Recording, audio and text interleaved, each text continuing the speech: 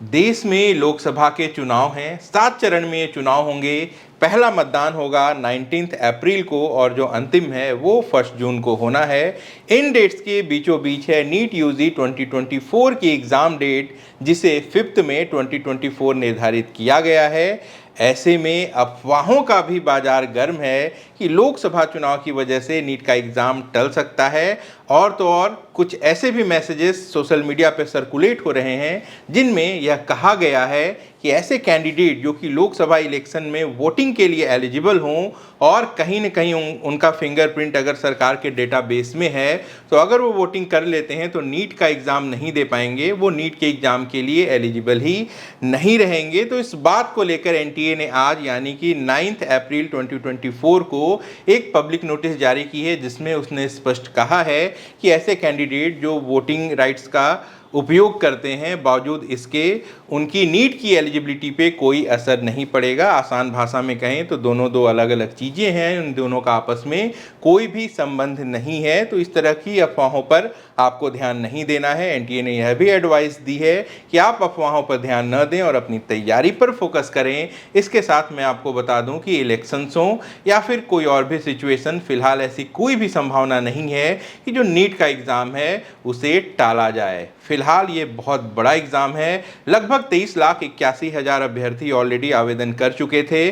9 और 10 अप्रैल को फिर से रजिस्ट्रेशन खोले गए हैं। ऐसे में बहुत ज़्यादा ये संख्या तो नहीं बढ़ेगी, क्योंकि जिन्हें अप्लाई करना था वो पहले ही अप्लाई कर चुके हैं। मान लेते हैं 24 लाख कैंडिडेट भी होते हैं। तो फिलहाल ये देश का सबसे बड़ा एग्ज़ाम है।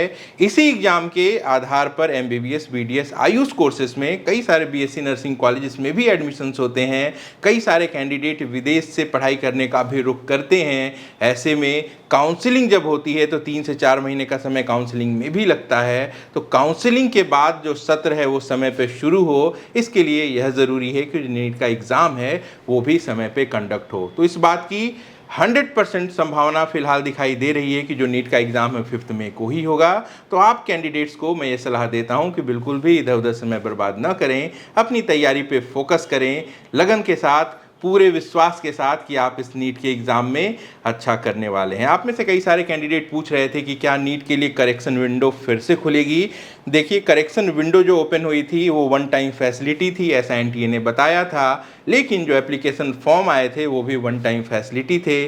बावजूद इसके जब कैंडिडेट्स ने डिमांड की तो एक बार फिर से 2 दिन के लिए एप्लीकेशन विंडो को खोला गया है। तो अगर आपके साथ बहुत ज़्यादा गड़बड़ हुई है एप्लीकेशन फॉर्म में, तो आप भी एनटीए को ईमेल कर सकते हैं। बहुत सारे ईमेल आएंगे तो हो सकता है करेक्शन का एक और मौका एनटीए फिर से आपको दे दे। अगर छोटी मोटी गलतियां हैं, मसलन नाम में कुछ स्पेलिंग मिस्टेक्स हैं, तो इसके लिए आपको बहुत परेशान होने की ज़रूरत नहीं है। अपने नज़दीकी कोर्ट में जाके आप एक एफिडेविट बना सकते हैं जिसमें यह बात लिखी होगी कि जो भी नाम है, जहां भी आपकी स्पेलिंग मिस्टेक हुई है, वो दोनों नाम सेम पर्सन को बिलोंग करते हैं। तो इससे आपका काम आसानी से हो जाएगा। तो आप सब अपनी अपनी तैयारी में जुट जाइए, अपना और अपनों का खूब ख्याल रखिए। मैं जल्द मिलूंगा। नमस्कार, जय हिंद।